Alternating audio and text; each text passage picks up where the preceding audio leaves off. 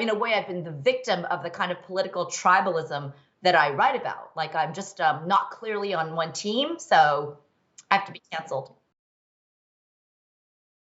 Hello and welcome. This is Lockdown TV from Unheard. So one of the biggest issues that we have spent some time thinking about, and I guess is one of the biggest issues of the day, is the relationship between Asia, and in particular China, and the West.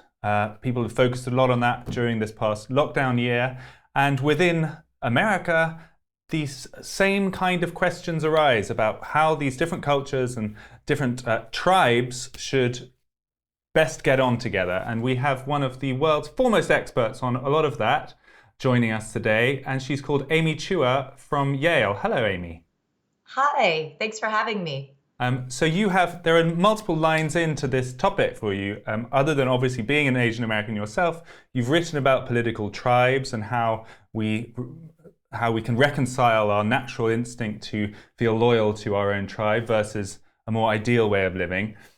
I guess my first question to you is, if it's not a cancelable question, is do you still feel Asian and American or Asian American? I'm not a big label person, and I actually have kind of written against identity politics. I hate victimization. I tend to be a big optimist. But yes, I do feel Asian American, whatever that means. I think that probably means so many different things to different people. But I'm an American citizen. I was born in America, but I was raised by two Chinese immigrants to this country who were really proud of their heritage, not about the government in China, but about Chinese civilization, Chinese history. My first language was Chinese. I was thrown into nursery school in the Midwest, not speaking a word of English, and I was raised to be very proud of where I came from. So, and also there's just how I look. It's hard to avoid that. So yeah, I still, whatever it means, I do feel both somebody proud of her Chinese heritage and an American citizen, and I like exploring the complexities about that kind of dual identity. I wonder, how do you feel that Asian Americans are experiencing that period? I mean, we don't talk so much about the Asian group. I mean, do you feel like it's been overlooked in some way? I mean, there were reports recently of violence increasing against Asian Americans. I don't know if you believe that to be true. What's your reaction to that? Yeah, so, it's an extremely difficult period to be Asian American right now. Maybe this is not a politically correct thing to say, but, when I was growing up in the Midwest in the 70s, and then California in the 80s, in the Midwest, I was the only Asian American in my entire class, maybe the entire school. We were in Indiana, and there were very, very few of us. So there were some downsides to that. That is, slanty eyes, some bullying. But, my parents were kind of immigrant grit, just deal with it. Nobody was really threatened by Asian Americans. So there were some downsides that you get discriminated against and looked down on. But there wasn't this fear. Fast forward to today, it's just, first there is tremendous resentment and I guess fear, insecurity about Asian Americans because of college admissions. Without affirmative action, you have schools in California or private or schools that you only get in based on test scores that are very prestigious in New York that are, oh my gosh, 80% Asian. And there's a lot of resentment, understandably, towards that. And then you've got China, a whole different source of insecurity. When I was growing up, Freddie, China was the poor man of the world. It was nothing. It was a developing country. Nobody feared China. So everybody was interested in Chinese food and culture. I would love to talk about it. It was a win. Now, on campus, I noticed that this anti-Chinese resentment/fear is coming from both the left and the right, which is very unusual. Usually it's kind of one side or the other. From the right, it's this, they started this Wuhan virus. They deliberately injected it. It's all their fault. And also they're stealing our jobs. And, that kind of xenophobic, whipping up populist demagoguery. On the left, there's this very deep anger at the human rights record of China. And this is a country that is persecuting everybody, and there's no free speech. And it's because of the campus climate. I don't feel that I can comfortably say, well, that's a really complicated issue. The Hong Kong protests or Tibetans. It's kind of all or nothing on Ivy League campuses. It's got to be straight out genocidal country. So I actually feel much more that it's much harder for me to talk about these issues today. Now that there are, it's sort of charged in so many different directions. Is there almost a sense in which, because it's thought of as a successful community, they're more sort of associated with the patriarchy or the dominant groups, and that they don't need so much attention? Is that what's happening? Absolutely. And I don't know what the latest buzzwords are. If it's, I think, white adjacent, maybe Asian Americans are white adjacent, but there are these not very helpful terms that are meant to depict this hierarchy. And so, I just in general try to avoid that because I just find it so unhelpful. I think the nature of the problems are different. I think no person, whatever their skin color, should be kicked on the street with Asians racist slurs directed at them, whatever your skin color is. So, but I also, write about history, and I sometimes do feel there is this, I don't know if it's exactly divide and conquer, but it's so many of these different groups, whether it's poor whites or African Americans or Asian Americans in Flushing, Brooklyn, most of the parents are actually uneducated. You have these common problems. And because we're so tribalized and everybody's in their own cocoon and it feels like a zero-sum game, if you're helping them, then you're against us, we can't even work on common solutions. So do you think it might be better to actually essentially emphasize race and ethnicity less in the conversations about bringing people up out of disadvantage and try to focus more on economics? In the ideal world, yes. Martin Luther King's dream that we're all individuals. And I don't even know if my answer right now is so colored by the fact that I teach on an Ivy League campus. To say that is immediately to be canceled, is immediately to have probably a boycott. But, putting that aside, I actually think I do have a more nuanced view. I do know for a fact that, I have very successful, well-educated, not particularly activist African-American friends, and they are really scared, for better or worse. I don't know. I know people have talked about the numbers when they're too young, when their teenage sons go out walking, if they're just going to be shot. And that's not the kind of fear that I have, right? But I do have a different kind of fear, and they're associated with a different set of stereotypes surrounding Asian Americans. I have found myself at the middle of a smear campaign where, again, I hate my dad who's like, always look at yourself first, never blame anybody else. Hard work will overcome anything. But I have been in the middle of a smear campaign where I can't help but notice that the things I'm being called sound really weird, like a dragon lady. They're like, she's so, powerful and deceitful and manipulative and intimidating. And I'm like, that's funny. Like, anybody who actually knows me doesn't think I'm like that. And where did they get those adjectives? So, I can see why different groups suffer from different forms of discrimination.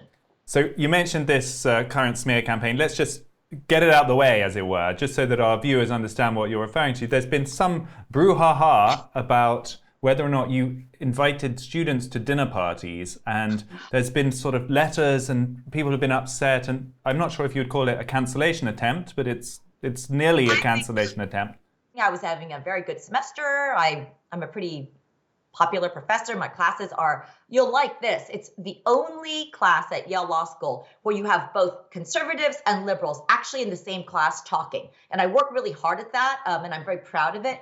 But yeah, about a month ago, I suddenly heard from the student newspaper, do I want to comment that I'm being stripped from teaching this small group? It's like a little student seminar, which I didn't even want to do in the first place, because I've been hosting drunken dinner parties with students and federal judges during COVID, and I really felt like this was straight out of a Kafka story. I mean, sometimes there's like a little bit of truth in something. This was wacko. I've been in sweatpants for a year with my dogs. Not, we're like in masks. We don't see anybody.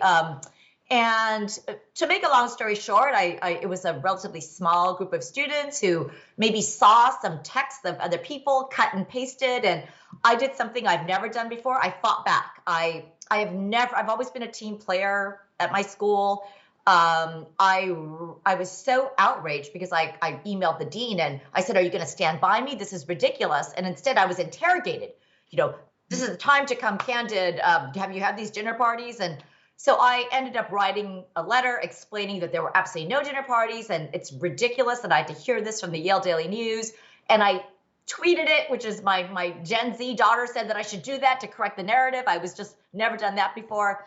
But I think I survived, and I think it actually came out well. I mean, I think an investigative reporter found that there were no dinner parties, and I got smeared and dragged through the mud and called like I was operating nefarious rings from my house. What do you think drove it, though? I mean, that's what's interesting, isn't it? Because we've had a few stories a little bit like that on this show of people experiencing the weirdest things on university campuses these days. The atmosphere seems unbelievably fraught, and unless you're very careful, you might find yourself the wrong side of a mob coming at you. What is it that you did wrong in their eyes, do you think, really?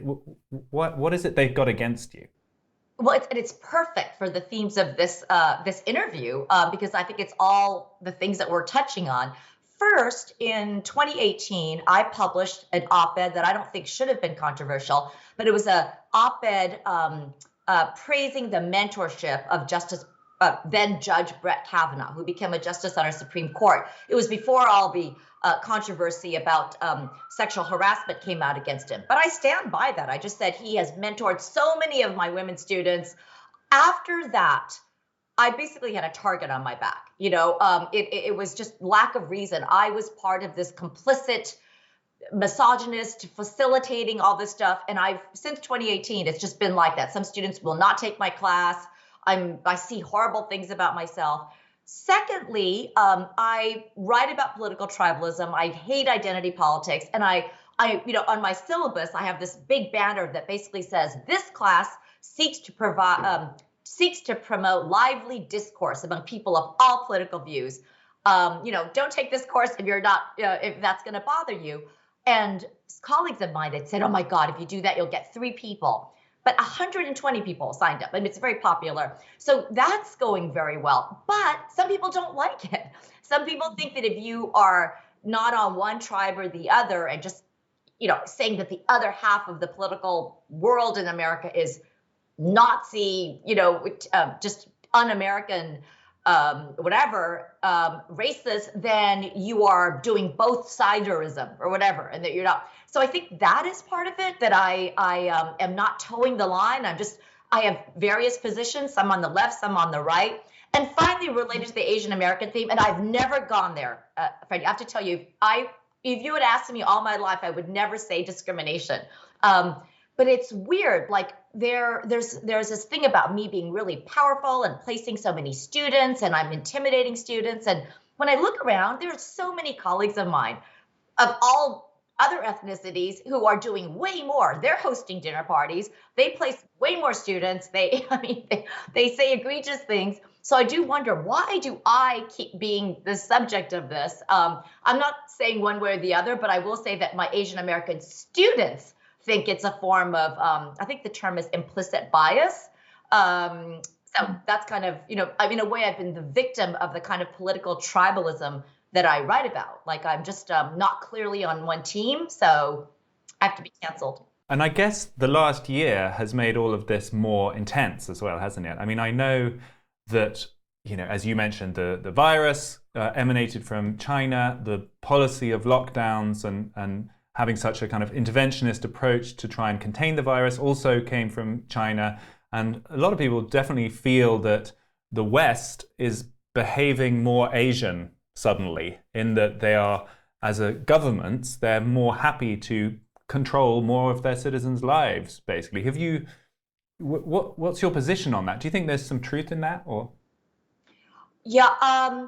So I have been following this whole COVID thing through the lens of tribalism, and it is outrageous. During the pandemic, I had to flip between television stations, the right wing Fox and the left wing, MSNBC, just to figure out if a certain drug was effective. It's in other words, some people at the beginning thought the pandemic would bring people together, but now it's everything about it is also political. Um, as to my own view, I'm mostly just frustrated about this point. I could see in my students that wearing the mask, double mask, triple mask, was an extremely. It was almost like a being on a team. It was that's progressive, that's left wing. When in fact, it should not be that. Like it's like I just want to know if the masks are effective or not, and they're important, and can we stop wearing them? And then you saw on the other end equal ridiculousness, which is I'm not going to get vaccinated, I'm not going to wear a mask, and this is a sign of my tribe, leading to other disasters. So I, again, I don't fit neatly into boxes. I know there's some people that are very much against all, this policy or that, depending on which administration came in. For me, I just regret that there's been so much bad information and that I see human behavior that I can clearly see as more politically driven than actually by science. And I'm not even equipped to know what the science is exactly. So you don't think then that the whole idea that essentially in trying to compete with China and the other Asian countries, the West is having to sort of mimic some of their methods? You don't believe that? Yes, I think there's a lot of irony about the pandemic, right? There's these lockdowns, and really, I feel them. They do feel very authoritarian, and I do feel a kind of cultural revolution vibe sometimes. I once walked into a restaurant, I'd forgotten to put my mask on, and it's like calling out and just kind of denouncing. But again, I see it more through my political tribes lens, that there's just a lot. They're kind of two teams, so yes, there's a feeling of much less kind of libertarian American style freedom going on. It's much more at the other end of things. I do notice that. So we've got then a situation with the tribes that you've written about, who are more suspicious of each other maybe than they ever have been. We have the new president, Biden, who has made a point of having almost no white Anglo-Saxon Protestants in his cabinet. And there's then the obvious reaction to that, which is that people are fearful that, the new elites are not going to be white at all. And there's this sort of slightly dangerous dynamic going on, isn't there, between a white majority and these newer groups that are sort of, as they see it, getting prioritized. What do you think the danger is of this? A lot of people are saying is, why is this moment so fraught? Why is it like this? Why does everybody hate each other? And I identify two factors that make this moment different than any other historical moment in the United States. And the first is that for the first time in US history, whites are on the verge of losing their majority status. For 200 years, I know that's a very short time compared to the UK. The United States has been economically, politically, culturally dominated by a white majority, for better or for worse, and with white being a slightly moving target. But that's been the dynamic. And, the result of that is some terrible things can happen. You have slavery, and, that's what happens when one group is so dominant. But right now, it's a weird moment because whites are also on the verge of losing their majority status. Now, every group in America feels threatened. It used to just be the minorities, but today it's not just African Americans and Hispanic Americans who feel threatened. White Americans feel threatened. The second factor, very quickly, is I've coined this term market-dominant minorities to refer to a tiny little ethnic group, like, say, the Chinese in a country like Indonesia. I don't know if you know this, but Indonesia is huge, 200 million or something. I don't know, maybe that's off. But the Chinese are only 3% of the population in Indonesia, but they control 70% of the economy. And they're just so resented by the poor indigenous Indonesians. And I've written about the terrible dynamics. and how democracy in those contexts can actually lead to these ethno-nationalist movements where you have this angry majority, less educated, really resentful of that little kind of powerful minority that's viewed as an outsider. The US never had this problem. We had other dynamics, kind of, again, white majority, oppressing poor, minorities. But today, I think this phenomenon, I don't know if you guys have it, of what people call coastal elites or cosmopolitan elites. They're viewed as not really American because they don't even care about us in the center of the country. They care more about the people in Africa and other countries. They're globalists. And it's actually, it's not an ethnic minority, but this little group of cosmopolitan elites is very insular. They tend to marry amongst themselves. They talk the same way. I'm in that category. Yeah, in all the Ivy Leagues, you wear the same brands, you go to the same private schools, you have the same liberal views. Not always liberal, but cosmopolitan views. And so I've noticed that dynamic, that there's a sense of a populist, big movements in the country that are very resentful that this little minority controls Washington, controls Hollywood, Silicon Valley, Wall Street, all the Ivy Leagues. And I see a lot of that dynamic that's new too, that makes the United States today actually more like a developing country in some ways in terms of the kinds of political dynamics that we're experiencing. So it's interesting because normally when people talk about races and ethnicities, as you say, there's the sense that they are the oppressed ones, they are in a minority, and there's usually a sort of dominant white majority that needs to be pushed back in some way. But what you're saying is that America is almost reaching a tilt point where we also need to have a concern for the white majority because they're going to start feeling put upon as well. I think it's like 57% of white Americans feel that they are more discriminated against than minorities. And it's not just a Republican thing. I think, again, I don't have the stats in front of me, but 40% of Democrats, white Democrats, feel that because of affirmative action and various other policies that, they are the subject of discrimination. So, and it's even worse than that, Freddie, because it's not just monolithic white versus non-white. I've written about how basically class and education have split America's white majority. The whites that are in the cities like New York or at places like Yale or Atlanta are so culturally different than the poor rural whites that formed the base of President Trump. These two groups of whites are almost, they don't intermarry, they hate each other, they don't eat the same food, and they're almost like an ethnic difference. It's almost like there's an ethnic difference between them. So that's another big rift, let alone all the fracturing within minority groups.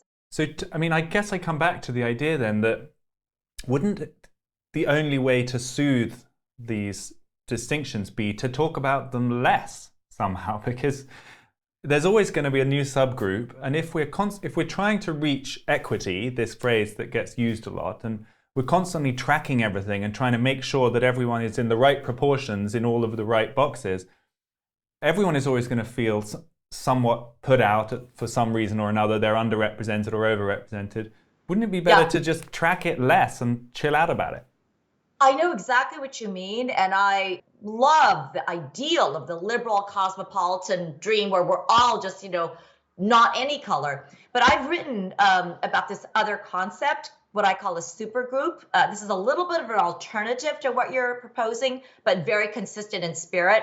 And that is, I think it's possible, to hold any country together, America or even Great Britain. You need some kind of glue. It's complicated in Great Britain's case because, imperialism is so, out of favor, obviously now. Well, in the United States, it's been our Constitution. We need some overarching identity to hold the country together. After that, I don't think it's mutually exclusive. I think America at its best, I don't think we're at our best right now, but at its best was a place where individual subgroup identities could also flourish. And, maybe it is something to do with the demographic balance suddenly becoming so threatening. But, when I was growing up, it was kind of, you could be Cuban American or Chinese American or Irish American or Italian American and be really proud of your identity and I'm eating this food and I speak this language, but you also are also first and foremost in some ways American. You have, and I think that's the real crisis right now. I think that overarching identity that's tying America together, I think we're losing it. So what could it be then? If the old overarching identity of America was this highly successful people who had left other countries and formed a new successful upstart country, and it was dominant around the world, and it was the biggest economy, and it was the greatest power, and it saved Europe and all of that. If that all seems a little bit receding into the rearview mirror, what's the new American identity that can start to glue together these groups? Well, I think for us, it has to come back to the U.S. Constitution. So I look with dismay. I gave a talk at a private school, and the principal, the head of it, whispered to me, said, "This is terrible. As a white male, I can't say anything, but 80% of our students view America's founding fathers, George Washington and Thomas Jefferson. Now they view them with disdain. They're just these white male rapists." And this is. And I think that's a terrible development, right? I mean, I think it's possible to acknowledge that they were very flawed men. Of course, I'm all very much in favor of not whitewashing our history. Acknowledge that they had slaves. They didn't live up to the American ideals. But that's totally different from something I really object to, which is saying, the principles in the U.S. Constitution are just smokescreens. Actually, America is a country built on white supremacy, or it's a country built on genocide. I think it seems like a word game to some people, but I don't think so. I think that to answer your question, you guys have different options. The United States only has the constitutional principles as an option. We weren't an ethnic nation to begin with. We started off talking about Asia and the US and China, and actually that sort of brings us back to it, because whilst the US is having such a crisis of whether it should be proud or not of its own history and principles, and there's a sort of fight in amongst itself, the Chinese approach is the exact opposite, a flaw in the opposite direction, which is just relentless propaganda, shoring up support for their government and constantly giving good news of how they're such a force for good in the world and are going to build their strength outwards. There feels like a mismatch there, doesn't it? Do you think the West actually needs to take on some of that, or is that then a dangerous idea in itself? Of course, authoritarianism has terrible dangers. Even when things seem to be going very well at a particular moment, the whole problem with authoritarian regimes is that you can never guarantee that your beneficent dictator, even if he is beneficent, which I don't think you can say right now of China, but even if you have a pretty good regime, you can never guarantee they'll stay that way. That's the problem with unchecked power. They can start mowing people down. So in the end, I'm in favor of, free market democracy. But yes, having said that, you can see how, for example, patriotism or just kind of pride in country, that's something that the Chinese government is using to unite the country because they are an authoritarian regime. They can do that. And it's really effective. In the United States, patriotism has been tribalized. If you wave an American flag, that marks you as a Republican. And that's kind of crazy. Like, why should that be? It's not logically dictated that has to be. But unfortunately, that's kind of what's happened, that if you sound kind of patriotic, that puts you on the right. So we're in the United States, and we are at a disadvantage in that respect compared to China. We can't harness nationalism, even if there are dangers of that too. And you can also see the internet, which I've been thinking about. I'm not in favor of internet control, but you can see how the Chinese government is using that. It's got safety valves. It's monitoring. There's actually surprising more leeway than sometimes caricatures portray. Like, they let the people do a lot. It's only when you threaten the regime that they kind of crack down. And to not acknowledge that is a mistake, because you always have to understand what the system is without caricaturing it. But in the United States, the internet is basically allowing us to eat each other up. I mean, we have these echo chambers of hate where, again, having just been through this, I can't believe it. So there are, it's something really to think about. Like, these two different models, one built on democracy and diversity, the other built on authoritarianism and ethnic homogeneity. I mean, opposites. At the moment, it looks like smoother sailing in China, but I don't think that's something that you can always count on. I mean, you could just look at what happened in other parts of the history or other areas where you've had authoritarian regimes. So yeah, I think we need to figure out ways that we can shore up and deal with some of the fundamental problems that democracy often poses and that diversity poses. We've got to have a way to kind of still have a common identity. You know, I'm somebody that I favor diversity. I'm the immigrant's kid, but I also think that we have to find ways to not just have a whole country full of different people with different backgrounds that don't feel any connection. I think that's a disaster. Do you think the difference is philosophical ultimately, and actually the fact that in the West we've had 250 years of a liberal tradition that has progressed and that has taught people to question and to throw off authority as a kind of virtuous thing to do? It's all about escaping the tyranny of the past and moving forward as an individual is sort of the story of Western liberalism, isn't it? Whilst they haven't had that in a lot of those Asian countries. So do you think there is actually now a cultural difference about how they think of themselves as individuals versus a collective? I do. I actually think I know it's always dangerous to speak in such broad terms, but yes, I mean, China is a very familistic culture, and Confucianism is the main source of that, and that's been in China for millennia. And even the Cultural Revolution that tried to break that up. In the Cultural Revolution, Mao took families and broke them up and tried to turn family members against each other, sent them to different farms, denounce your mother. It didn't work. Eventually, after the Cultural Revolution was gone, families came back together. Now, however, one interesting question I'm looking at is whether capitalism is finally going to break that down. And I don't have the answer. This just goes to your question. As you have more consumerism, and is there this natural tendency as people get wealthier to kind of move more in the direction of individualism away from the family? And you saw the Chinese government being so panicked about this. About 10 years ago, they passed a law making it illegal not to respect and take care of your parents. They tried to, in an authoritarian way, legislate filial piety, which is fascinating. It's so Asian to try to do that. So you think there might actually be, you think the culture will continue to evolve? Because that was a big sort of theory that really hasn't proven correct so far, has it? That when we let China into the World Trade Organization and they start getting more sort of democratic in their economics, there will eventually be a real democracy. But that really didn't happen. But you think there will be sort of a movement towards individualism in some way? I'm not sure, partly because it's still an authoritarian government, and partly because Confucianism has 3,000 years of roots, if not, so it is a very, very, I know it from my own family, that my husband is Jewish American, and we have completely different views about, I just assumed if my parents' age that they would come live with us. And, he has a very, a different set of assumptions. So I live this myself.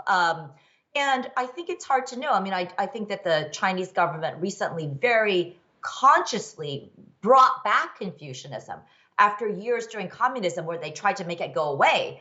And I think part of that is addressing this fear that, with capitalism and people getting rich and all this pop music, are we going to get more Western? So I think the jury's still out on that. I don't know the answer. So you've mentioned Confucianism a couple of times, and I'm so interested. What's the kernel of it for you? I mean, is this a way of thinking that you yourself think seriously Confucianism, about? So this is the very lowbrow version of it. But Confucianism is a series of kind of concentric circles, all these relationships. And the center is the parent-child. And that's just like inviolable, and then the emperor to the subject is part of that. Like all the subjects must look up to the emperor. And then it gets more detailed. It's like, youngest child has to look up to the older brother, and wife to husband, a lot of the stuff that I totally don't subscribe to.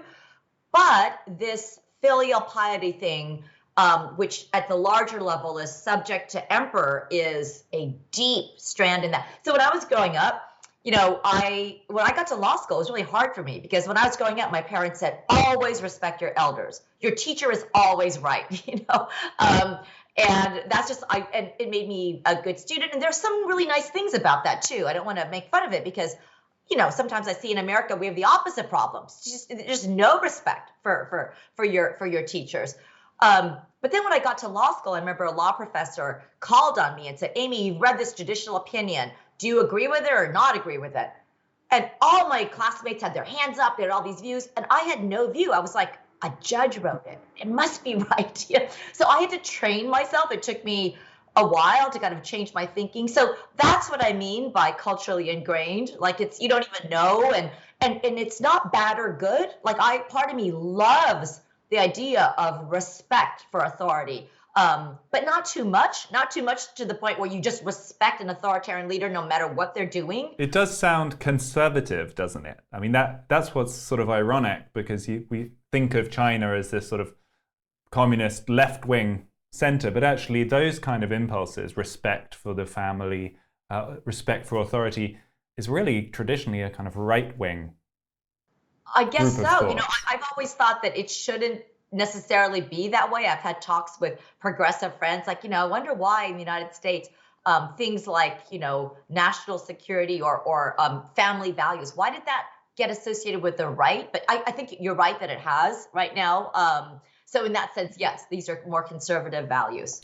So if we zoom out then, do you feel, looking at the whole state of the world, I mean, there's a lot of talk about a new Cold War between America and China.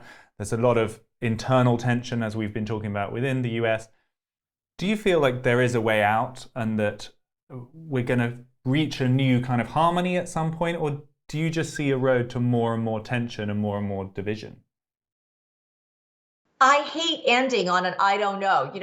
My whole life I've been an optimist. I think we're still going through some growing pains. After COVID, we're going to have to see how this shakes out. There's been a lot of finger pointing, and there is so much anger right now. Sometimes I feel like I can't even survive in my own university. So at the national level, I am hoping that without much basis, I'm hoping that we're going to move a little away from some of this extreme populism and ethno-nationalism. I don't have much of a basis for it, but part of it is I feel like people are exhausted. I feel that there's a silent majority in a lot of places. I'm not talking about China now. I'm just talking about a place like America where you have the most extreme voices that you hear all the time, and everybody else is bullied and afraid. They don't want trouble. They don't want to be targeted. They don't want to be canceled. But I sense a kind of exhaustion and just loathing people so much. Even me having recently been called out in the subject of the smear campaign. This is a weird thing to say, but I was benefited by the fact that so many other normal people have also been the subject of these similar smear campaigns. I think it changes the view a little bit. So I know I'm not answering your question, but I'm just hoping that maybe we go so extreme and almost fall off a cliff in all these different global and national and local ways that people just want a return to some more like a milder form of politics. So there'll be some harmony via exhaustion. Maybe. Not a very inspiring way of putting it, but I hope so. Okay, Amy Chua, thank you so much. Thank you for having me. That was Amy Chua joining from New Haven, Connecticut, where she is a professor at Yale University. She is also an author and commentator. And really, we were diving into the whole question of what it feels like to be Asian American and how the tension we read so much about between a more Chinese cultural worldview and a Western worldview might or might not be resolved. I thought that was really interesting. Thank you to her, and thanks for joining. This was Lockdown TV.